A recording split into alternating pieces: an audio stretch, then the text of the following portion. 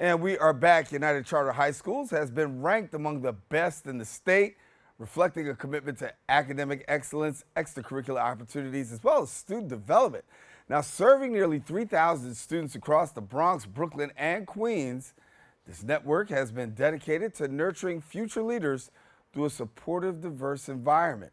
And here now to share with more, we've got the Chief Executive Officer of United Charter High Schools, Dr. Curtis Palmore, and thank you so much for being with us. Thank you. It's and good I to said, be here. as I said before we got on, it's a shame that you come on and look better than the host, but you're looking very dapper today, and thank you for being with us. Thank you. It's good to be here. It's really good to be It's got to be a great time for you also, because when you look at the work of these high schools that are really being celebrated, it's no small feat. It's something huge. It's big, yeah. You know, for me, this is like a full circle for me because about 35 years ago, my parents here in the Bronx, they were looking for a great school for me. Right. And they struggled with like the local high school in the Bronx that unfortunately was not providing a high quality service for our children.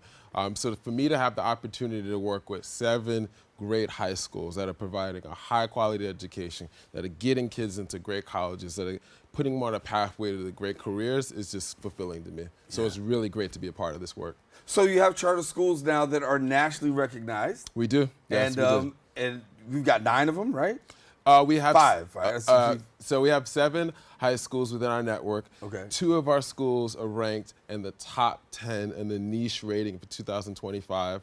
And then 5 of our schools are ranked in the top 25th in the niche rating for 2025. And to get this rating, obviously, it's no easy feat, right? That's correct. And yeah. so, as I use the word secret sauce, right? Talk to us about what is it that is making the difference in the lives of young people, staff, students, to really come across this and be garnered with this honor. Yeah, you know, there is no secret sauce, but there are several what we call key design elements that are part of our schools. And I'll highlight 3 that I think really drive home the work that we do. Okay. So the first is that, you know, we, regardless of a child's academic background, regardless of their zip code, regardless of maybe family hurdles that they may be going through, we believe and we know that we can prepare students to be on a pathway to the career or the college of their choice. And we do that by providing a really inclusive curriculum that supports and focuses on all types of learners. We do that by providing supports for what we call diverse learners. So students that may not speak the English language originally, students that come from maybe diverse families, students that may have an IEP or be part of a special education program. We make sure that we have the right supports for all those students. And then the other piece that I think is really important is that we make sure that we have a plan for every single child so that they have a post-secondary experience. Hopefully it's college, right. And if not, it's their career of their choice. And we track that, we monitor that, starting from day 1 when they join our schools. How much does extracurricular activities play a role in the fact of student development and really keeping them locked in? So, you know, I'm really fortunate. We have amazing teachers and leaders that make sure that our after-school programming and our before-school programming, sometimes throughout the day, experiences are rich for our students. So we have clubs, we have sports programs, we have volunteer experiences. One of our schools actually does an entire give back day. It's a school in Queens, but I know this is connected for the Bronx, but the entire Give Back Day, AMS4, where the entire school does some type of volunteer experience. I believe that all those experiences richen the academic experience that our students have. It helps our students to have, what I call planting seeds for their future, planting seeds for the future leaders, planting seeds for the compassion that we want our students to have. And when you talk about what you want your students to have, you do want them to have life after this in terms of college, career. How are we going about, bridging that gap? Because we know that gap is huge, right? To get from high school into college and then from college to, to career. But to set someone up early is really critical. It is. There's a couple of ways that we're looking at that. So first of all, a good amount of our schools, especially our schools in the Bronx, have what we call advanced placement courses, where our students are, in one of our schools for advanced math and science, one of our schools, our students are actually leaving with 30 college credits by the time they graduate from that school. And we're seeking to expand that across all of our schools so that they have those types of offerings in the school. Second is that we have exposure. So we make sure that our students know about FAFSA. We make sure that our students know about the great colleges and universities locally and throughout the country, through tours, through visits, through connections where schools are coming into our schools, colleges are coming into our schools. And then there's a small amount of students where college may not be the right next step for you. But we're not going to decide that. We're going to ask the students to make those determinations because we want college to be first, and then we also want to make sure that they may have a place of employment that they can seek. So several of our schools, kids are learning career-based skills now that's going to help them to get a job when they leave us. Yeah. Innovation is huge, right? Huge. And we know that technology and as I look around, I'm thinking like we were once talking about email and internet. Yeah. Now we're in AI and really Yeah. keeping kids, socially relevant. The growth, the expansion, being able to keep up with that. How much have you been able to say, hey, you know what?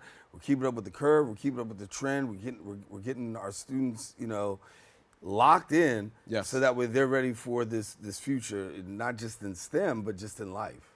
So there's three things that we're doing. So first off is that we as a network believe that there's always room for growth. There's always something that we could be doing better. So we've established these working groups where essentially groups of teachers and leaders and folks within our union are coming together to say, you know what, we haven't figured it all out. So we have an AI working group. We have a forward-thinking working group where we're thinking and meeting throughout the course of the year to say, hey, let's think about 3 to 4 different ways that we can be more innovative. Let's think about ways that, may not have existed like AI in the past, but how can we incorporate these types of things into our curriculum?